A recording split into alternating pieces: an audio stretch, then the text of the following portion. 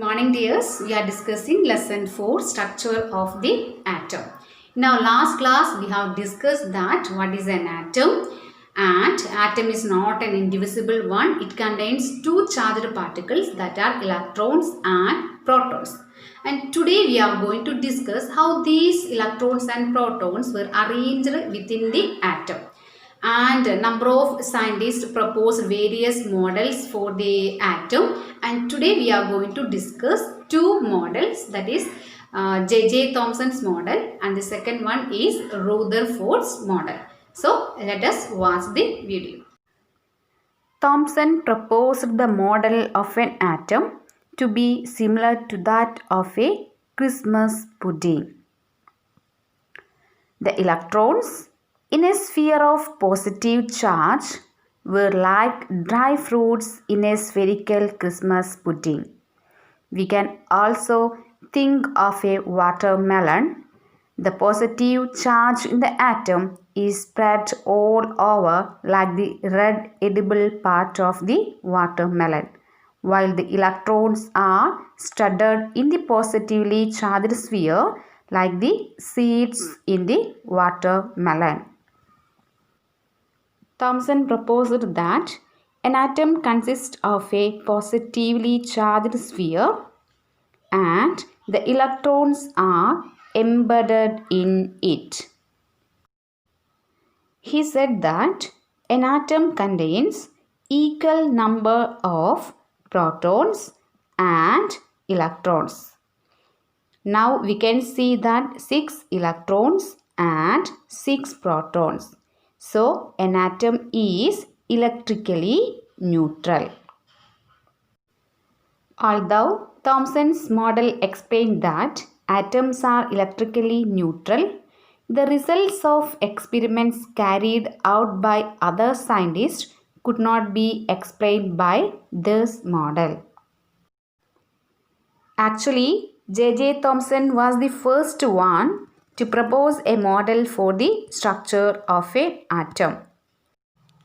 Ernest Rutherford was interested in knowing how the electrons are arranged within an atom.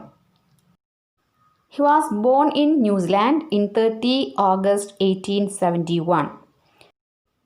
Rutherford designed an experiment to know how electrons and protons were arranged inside an atom, and his experiment is known as Rutherford's gold foil experiment. Before going to his experiment, we have to remember Thomson's model of an atom. Okay? In this experiment, fast moving alpha particles were made to fall on a thin gold foil. He selected alpha particles because alpha particles have a considerable amount of energy and it is doubly charged helium ions. And he selected gold foil because he wanted as thin a layer as possible. This gold foil was about 1000 atoms thick. And he selected a fluorescent screen for detector. Before doing his experiment, Rutherford has one expectation. He expected that alpha particles would be deflected by the subatomic particle in the gold foil atom. Since the alpha particles were heavier than the protons, he did not expect to see large deflections. In this picture, we can see the alpha radiation and we can see the fluorescent screen and gold foil also. Here we can see the setup for the experiment, Rutherford's experiment. The first one, alpha particle, the source of alpha particle, and the alpha particle is moving. And the second one, we can see the detector. This is the detector. And the third one, we can see the gold foil. Okay. And here we can see the alpha particles are moving through the gold foil. and this experiment gave totally unexpected results. Now we can check what were the observations. Most alpha particle passed straight through gold foil. Some particles deviated at small angles and very few bounced back towards the source. On the basis of his experiment, Rutherford put forward the nuclear model of an atom, which had the following features. Atom has tiny, dense, positively charged center called a nucleus.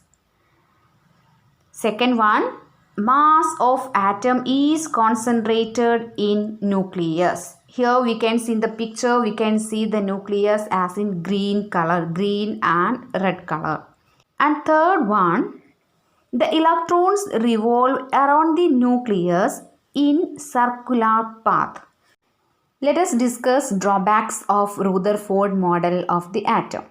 Here, Rutherford said that electrons are revolving around the nucleus in circular path.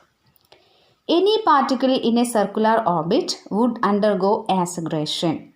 During acceleration, charged particles would radiate energy. Thus, the revolving electron would lose energy and finally fall into the nucleus. If this were so, the atom should be highly unstable. But we know that atoms are quite stable. So, these are the drawbacks of Rutherford model.